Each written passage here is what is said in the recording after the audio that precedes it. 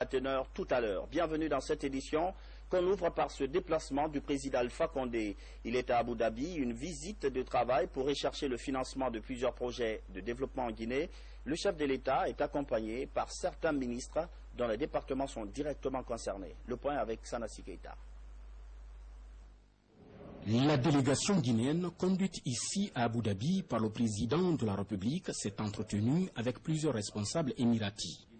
Des responsables qui ont d'ailleurs promis de tout mettre en œuvre pour davantage sceller un véritable partenariat avec la Guinée. Ce lundi 31 août 2015, tout a commencé par le Fonds d'Abu Dhabi pour le développement avec cette délégation guinéenne. Ici, il a été question surtout des financements dans certains secteurs clés du pays, l'agriculture et l'énergie. Nos entretiens ont porté sur la mise en œuvre de la convention signée en 2013 avec le Fonds d'Abu Dhabi, portant sur un don de la part de ce fonds, de la fondation, à hauteur de 28 millions de dollars dans la mise en œuvre d'un projet agricole ayant trait à la sécurité alimentaire et notamment le Fonds d'Abu Dhabi. Ce projet portera sur le pôle G qui va toucher les préfectures de Massanta, Kissidougou, Guékédou. Aujourd'hui, nous sommes tombés d'accord pour un démarrage de l'étude de faisabilité de ce projet qui devrait se situer, ma foi, aux alentours de fin septembre, sitôt que nous serons déclarés sans Ebola, avec la structure chargée de faire cette étude de faisabilité. Et c'est une grande avancée. Je crois que de part et d'autre, il y a un engagement très ferme d'aller de l'avant pour que 2016 voit le démarrage effectif de ce projet. Dans le secteur de l'énergie, les entretiens ont gravité autour du financement du réseau de distribution de l'énergie, un réseau complètement vétuste. S'il y a eu des efforts qui ont été déployés pour la production d'énergie dans notre pays, aujourd'hui nous sommes confrontés au problème de réseau, de distribution de cette énergie. Car nous avons aujourd'hui affaire à un réseau qui est complètement vétuste, qui est à reprendre, à normaliser. Donc nous avons reçu des financements, mais on a un gap à couvrir qui est le Grand Conakry, c'est-à-dire à partir de Kabylie en allant sur l'axe du Breka, à partir de Kabylie en allant sur l'axe de Mania-Koya. Donc c'est ce financement que nous sommes venus chercher. Et déjà je rassure les consommateurs que les négociations se sont passées très bien, surtout sur trois axes. Il y a le réseau de Kabylie, il y a le réseau de Mania à refaire complètement. Mais nous avons réussi aussi à faire accepter par le fonds la construction du dispatching national. Parce que aujourd'hui, le dispatching au niveau de Conakry se passe d'une façon très manuelle, ce qui est très très difficile pour les travailleurs de EDG. Donc nous avons réussi à conclure cet accord-là pour environ un montant de 39 millions de dollars. C'est au tour du ministre en charge de l'industrie, des petites et moyennes entreprises de s'entretenir avec les responsables du port d'Abu Dhabi. L'objectif de cette rencontre est de toucher du doigt le modèle des installations portuaires d'Abu Dhabi. Bref, des Émirats arabes unis afin de s'inspirer de cette expérience pour la Guinée. Les Émirats arabes unis, à travers des structures qu'ils ont ici et qui ont l'expérience dans la gestion des ports et des zones industrielles, envisage de développer dans l'accompagnement des investissements de GAC de Modabala dans la zone de Kamsar, d'accompagner le développement industriel du port de Kamsar et des environs. Donc j'étais venu voir d'abord les installations du port, voir cette société, voir les aménagements d'accompagnement qui sont faits autour du port ici, à savoir les zones industrielles, voir comment est-ce que nous pourrons translater ce type de projet chez nous pour offrir les espaces d'épanouissement qu'il faut aux investisseurs et aux sociétés qui viennent s'installer chez nous. Ces autorités des Émirats arabes unis ont à leur tour promis non seulement d'aider la Guinée dans sa marche vers le développement amorcé, mais aussi et surtout de se rendre très rapidement à Conakry pour davantage étudier les problèmes liés au financement des différents. Et on en vient à ce décret portant convocation du corps électoral pour le premier tour de l'élection présidentielle. Le président de la République, vu la Constitution, décrète. Article 1er. Les électeurs sont convoqués le dimanche 11 octobre 2015 pour le premier tour de l'élection présidentielle. Article 2. Le scrutin est ouvert à 7 heures est clos à 18 h heure locale sur toute l'étendue du territoire national et dans les ambassades et consulats désignés à cet effet. Article 3. Le président de la Commission électorale nationale indépendante, la présidente de la Haute Autorité de la Communication, le ministre d'État chargé de la Justice, le ministre d'État chargé de l'Économie et des Finances, le ministre d'État chargé des Affaires étrangères et des Guinéens de l'étranger, de l'administration du territoire et de la décentralisation, le ministre de l'Intérieur sont chacun, en ce qui le concerne, chargé de l'application du présent décret. Article 4. Le présent décret qui prend effet à compter de sa date de signature sera enregistré et publié au journal officiel de la République Conakry le 31 août 2015, le professeur Alpha Condé. Cette présidentielle, justement, il y a déjà 6 candidats. 5 et 6e candidatures ont été enregistrées ce lundi à la Cour constitutionnelle. Le deadline, c'est demain à 0 h. Faya Milimono du Bloc libéral et Georges Gandhi Faragé Tunkara de l'UGDD sont candidats. Un défilé d'hommes politiques ce matin à la Cour constitutionnelle. À 10 h 30, Faya Milimono ouvre le bal. Le candidat du Bloc libéral est le 5e postulant pour l'élection présidentielle du mois d'octobre 2015. Les élections qui viennent sont une occasion extrêmement importante pour le peuple de Guinée. Nous avons un rêve, celui que nous avons déjà commencé à partager avec vous. Le rêve d'une Guinée unie, d'une Guinée juste, d'une Guinée prospère. Le peuple de Guinée a besoin d'unité. La division gagne nos familles. Les Guinéens ne se sentent pas à l'aise avec cela. C'est bien notre devise quand on dit travail, justice et solidarité. Nous voulons donner un véritable sens à cela. À 11 h 30, le 6e candidat arrive à l'immeuble Foulé dans la commune de Kaloum. Georges Gandhi Faragé Tunkara, candidat de l'Union pour la démocratie et le développement, a aussi posé sa signature sur le procès-verbal du dépôt de candidature.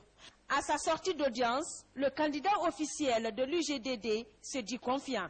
Mon parti m'engage dans un combat pour ramener et réconcilier la Guinée avec elle-même. Et ce combat, nous allons le faire avec dignité. Nous allons le faire avec courage. Nous allons le faire avec fermeté. Les espoirs sont pleins. Ils sont forts parce que nous sommes portés par un parti politique, l'UGDD. Nous sommes portés par des populations que nous avons rencontrées, auxquelles nous avons demandé conseil avant de nous engager. Comme tout candidat à l'élection présidentielle du 11 octobre prochain, Faya Milimono et Georges Gandhi Faragé Tunkara se sont également présentés devant le Collège des médecins. Ces 2 nouvelles candidatures complètent la liste des postulants à 6 pour l'instant. La date limite de dépôt est prévue pour ce mardi 1er septembre 2015. Une campagne citoyenne lancée à Conakry, elle s'articule autour d'un slogan « Mon vote compte ». Les organisations de la société civile et l'ambassade américaine expliquent aux citoyens l'importance de leur voix pour cette présidentielle. Les activités sont menées sur le terrain par l'ONG Destin en main. Kerno Younoussa Diallo. Bessia Port 1 constitue le point de départ de cette campagne à laquelle attache du prix l'ambassade des États-Unis en Guinée. Ici, 70 jeunes sont formés à l'esprit de citoyenneté pour contribuer à l'organisation d'une élection apaisée, transparente et crédible dans leur quartier. La campagne est intitulée « Mon vote compte ». Initiée par l'organisation dénommée Destin en main, la campagne va toucher toutes les communes de la capitale en s'appuyant essentiellement sur les jeunes de la société civile, conscients du rôle qui est le leur dans la réussite du scrutin du 11 octobre prochain. Naturellement, l'implication des jeunes à la base, c'est ce que nous sommes en train de faire aujourd'hui à Bessia, former les jeunes en technique de motivation, former les jeunes en leadership pratique pour pouvoir mieux les outiller, à les faire les rendre efficaces dans le cadre de leur participation citoyenne pendant les élections prochaines. Aux jeunes, l'ambassadeur des États-Unis rappelle leurs responsabilités dans la marche démocratique de la Guinée avant de les inviter à transcender leurs différences pour bâtir une Guinée émergente. Durant près de 2 heures, le diplomate américain a échangé avec les jeunes sur l'importance d'exercer le droit civique de vote dans le processus démocratique et l'appui des États-Unis dans l'organisation de la paix en élection présidentielle. Je pense que notre objectif est de convaincre la jeunesse et les citoyens guinéens qu'à travers le processus politique, il faut changer les pays. Parce que l'alternative, le processus non démocratique. à soutenir des jeunes ici à Bessia pour les convaincre que leur vote compte. Les jeunes formés seront déployés sur le terrain le jour du scrutin comme observateurs. Mais avant, leur mission est de sensibiliser leurs compatriotes pour une élection inclusive. J'ai signé Kerna Ousmane Diallo. La retraite de Mamou se poursuit, c'est la deuxième journée ce lundi. Les gouverneurs et préfets sont à l'école de la bonne gouvernance. Les travaux de ce matin ont porté essentiellement sur la fourniture du service public. Mohamed Lamine Camara. Suite au constat fait sur le dysfonctionnement des services déconcentrés et décentralisés de l'État, le département de tutelle envisage d'engager des réformes pour remettre en place une administration territoriale compétente au service des populations. Les gouverneurs et préfets du pays sont ici à Mamou pour s'approprier le contenu de la lettre de mission du ministère de l'administration du territoire et de la décentralisation. Les administrateurs territoriaux qui sont déjà imbus, je le disais tantôt, des fondamentaux de l'administration territoriale, vont se ressourcer et ils vont se replacer, se repositionner dans le contexte de fourniture et de prestations de services sociaux à la base dans le cadre de la neutralité et de l'impartialité, sans aucune discrimination. Il pourrait favoriser l'instauration d'une bonne gouvernance territoriale participative.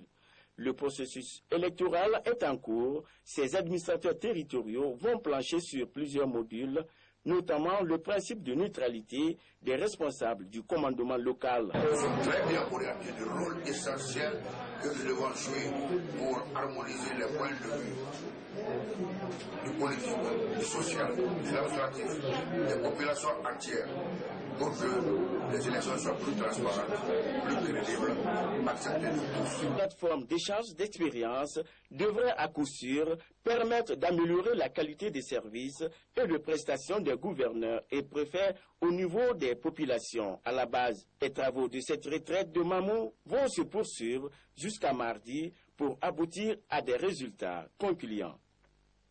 La période de repos biologique est terminée. Elle a duré 2 mois pendant lesquels toute pêche industrielle avait été interdite sur la zone maritime guinéenne. Le ministre du département de tutelle estime qu'il y a eu un impact positif, notamment la protection du patrimoine halieutique. Abdoulaye. La période du repos biologique prend fin ce lundi en Guinée. Depuis 2 mois, toutes les activités de la pêche industrielles sont interdites des côtes à 1000 marins de nos eaux maritimes. L'institution du repos biologique est une réponse à la surexploitation de nos ressources halieutiques dont les indices d'abondance, notamment des 20 principales espèces côtières de poissons, de crevettes et de céphalopodes, connaissent depuis des décennies une baisse considérable attestée par les travaux de recherche de nos scientifiques du Centre national des sciences halieutiques de Boussoura, ainsi que par les connaissances endogènes de nos pêcheurs artisans. L'instauration de cette mesure permet la reconstitution des ressources halieutiques et améliore les indices d'abondance des espèces ainsi que le rendement des unités de pêche. Au cours de cette période, des résultats satisfaisants sont obtenus. Cela grâce aux efforts du gouvernement et de ses partenaires. Cette année, nous avons noté que la mesure d'interdiction des activités de pêche industrielle a été globalement respectée. Aucun comportement illicite des acteurs de cette filière n'a été rapporté. C'est le lieu donc d'exprimer l'entière satisfaction du gouvernement devant l'esprit civique et constructif qui a habité tous les acteurs de la filière. Une campagne d'évaluation du repos biologique sera bientôt organisée par le Centre national de Boussoura pour déterminer si l'objectif visé est atteint. Le plan d'aménagement des pêcheries pour 2016 sera ensuite élaboré. Les quotas à allouer aux différents types de pêche fixés.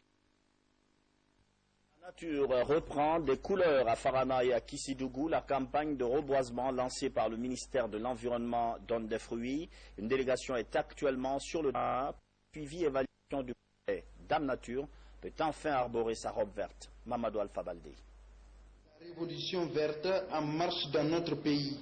Face à la disparition de 6 milliards de forêts chaque année, le ministère de l'Environnement et ses partenaires comme la filière bois sont en ordre de bataille. Des campagnes de reboisement sont en cours dans plusieurs préfectures du pays. À Tindo, dans Farana, une dizaine d'hectares est reboisée. Pour la survie des 4000 jeunes plants, les populations locales sont impliquées. Nous avons rencontré la communauté rurale de Tindo, où il y a eu une consultation publique pour l'accord portant sur les 10 hectares, pour ne pas qu'il y ait de rebondissements après. La deuxième chose, nous avons associé aux essences forestières des essences d'intérêt économique de la communauté. Donc les gens, s'ils ont le courage de brûler, parce que c'est le teck ou c'est le mélina, mais ils ne vont pas brûler parce qu'il y a des pieds de manguier, d'anacardier.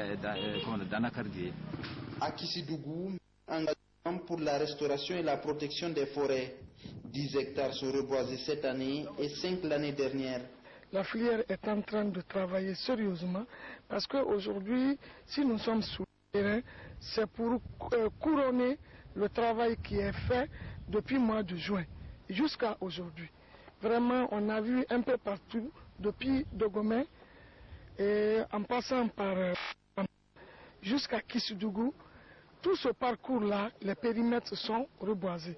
Cela est encourageant. Nous allons extraire nos besoins de la forêt tout en restaurant la forêt. Parce qu'on dit généralement que la forêt, les richesses forestières sont inépuisables. Inépuisables parce qu'elles sont renouvelables. Mais si elle n'est pas renouvelée, elle va être épuisable comme le diamant, comme les mines. Donc, pour que nos ressources soient inépuisables, il faut que la population adhère au programme de l'environnement. C'est-à-dire planter chaque fois qu'on coupe. La préfecture compte 6 forêts classées. Justement, l'une des plus proches de la ville, celle de Mofa, est aujourd'hui menacée par l'urbanisation anarchique. Elle date de la Première République. Les responsables environnementaux et locaux sont vent debout.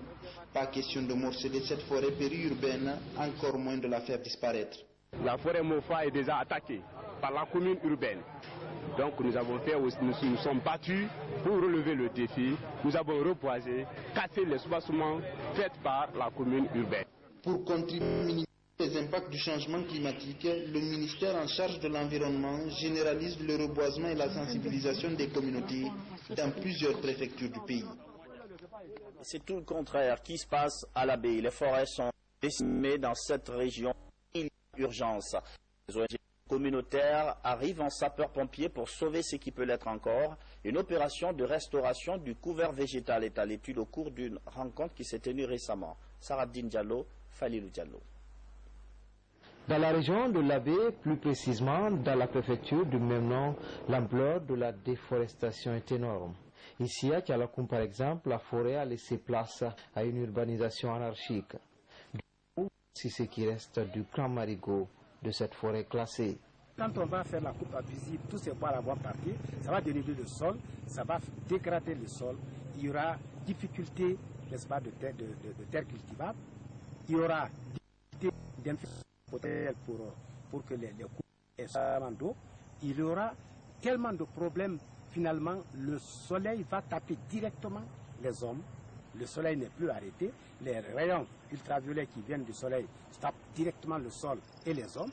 Il y aura des maladies qui vont tomber sur nous à bras raccourcis. C'est pour contrer ce phénomène que le Fonds pour l'environnement mondial a initié ce projet de renforcement des capacités dans les domaines foucault-moyen Guinée, avec pour cible les cadres évoluant dans l'exploitation et la gestion des ressources naturelles. Rien n'est impossible. Aujourd'hui, s'il y a une prise de conscience vraiment des populations, des cadres que nous sommes, de l'administration que nous sommes, des ONG et bailleurs qui nous accompagnent, il n'y a pas de raison qu'on ne puisse pas restaurer notre pays. Pendant 6 jours, ces membres des ONG, organisations communautaires de base de la région de l'Abbé, ont identifié tous les problèmes environnementaux des préfectures de l'Elouma, Tougué, Mali et l'Abbé. Une journée porte ouverte ce lundi sur le centre d'appui à la promotion féminine. Il s'agit de présenter quelques produits issus du travail des femmes.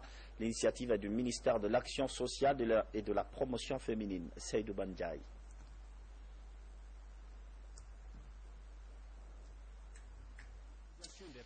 En Guinée, en témoigne la redynamisation des centres d'autonomisation des femmes.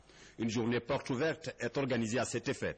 Objectif, faire connaître au public et aux autorités les produits issus de ces centres. C'est la première fois que nous avons l'opportunité de pouvoir transformer nos produits et aussi mener des activités selon les filières. Savoir que nous ne dormons pas, nous travaillons réellement à l'épanouissement de la jeune fille et des femmes.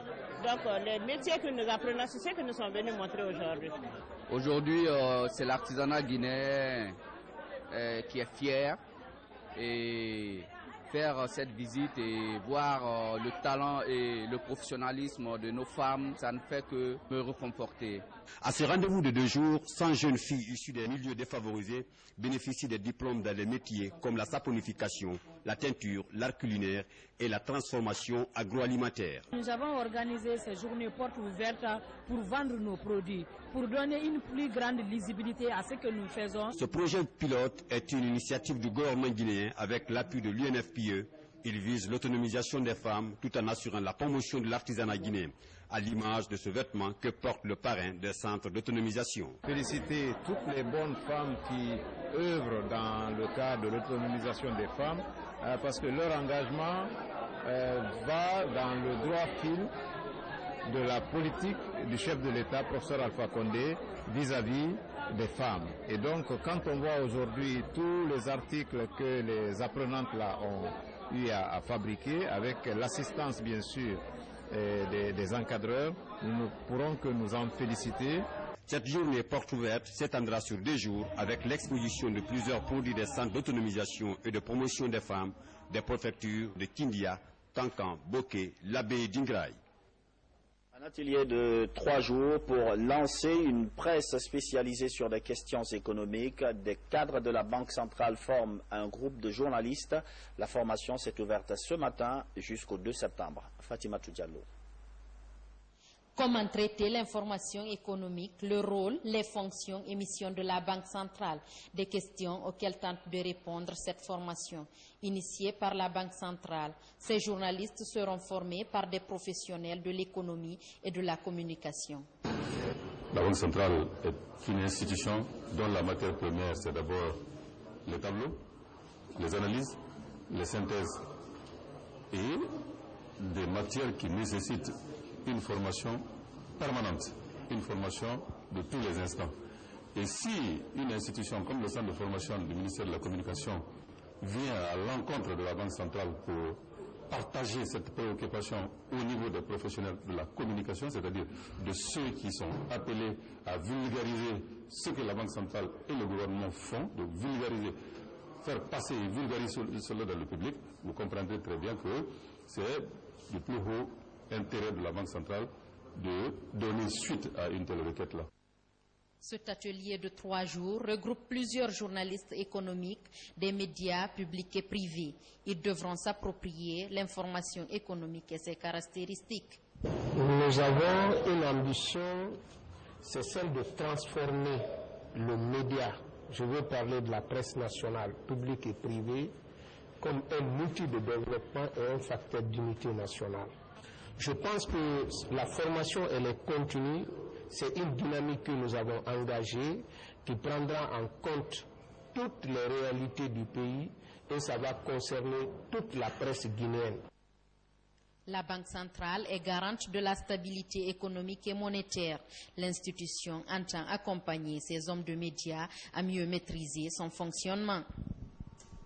Une autre formation de journalistes, elle a lieu, celle-ci, en Afrique du Sud et porte sur le journalisme et la ville. Il s'agit de la 19e conférence des journalistes et médias africains.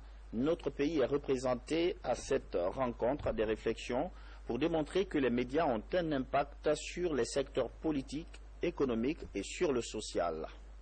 Nous y reviendrons. Comment être une secrétaire, une bonne secrétaire? La formation vient de se refermer. Les 50 bénéficiaires ont reçu leur attestation de fin de stage. C'est une initiative du NDI, National Democrat Institute. Marie-Angélique Bangoura. Par ces gestes, Aïssatou et ses consoeurs secrétaires appliquent les cours théoriques qu'elles ont reçus pendant 4 jours. À leur attestation, elles disent outils outillée et prête à servir l'administration parlementaire. Pour nous, les secrétaires juste s'asseoir derrière la machine, frapper. Mais aujourd'hui, je sais qu'une bonne secrétaire peut être aussi l'assistante de son patron. Le métier de secrétariat a aujourd'hui changé de donne. Il s'oriente de plus en plus vers les nouvelles technologies. Le NDI, initiateur du projet, entend pérenniser cette collaboration avec le Parlement guinéen. Il y a une recommandation qui consiste à continuer ces actions de formation. Et c'est vraiment tant qu'elles ont retenu en termes de recommandations acquis à l'Assemblée nationale, mais aussi à l'ensemble des partenaires techniques qui accompagnent l'institution. Et je voudrais profiter de l'opportunité que vous me donnez pour saluer en tout cas le partenariat très très constructif que le NDI en Guinée a avec l'Assemblée nationale. Avec la formation de ses secrétaires et assistantes, l'Assemblée nationale pourrait améliorer la qualité de ses prestations et services. Le certificat d'aptitude technique du premier degré vient d'être remis à 500 sous-officiers et militaires de rang. La cérémonie de sortie des stagiaires s'était au centre d'instruction et d'infanterie de Kindia. Plusieurs localités civiles, plusieurs autorités civiles et militaires ont pris part à la cérémonie. Adjudant Sekou Kamano. Ils sont tous sous-officiers. Ils viennent de recevoir leur certificat d'aptitude technique du premier degré. Cette qualification leur permet de tenir le rôle de chef d'équipe dans un groupe au combat.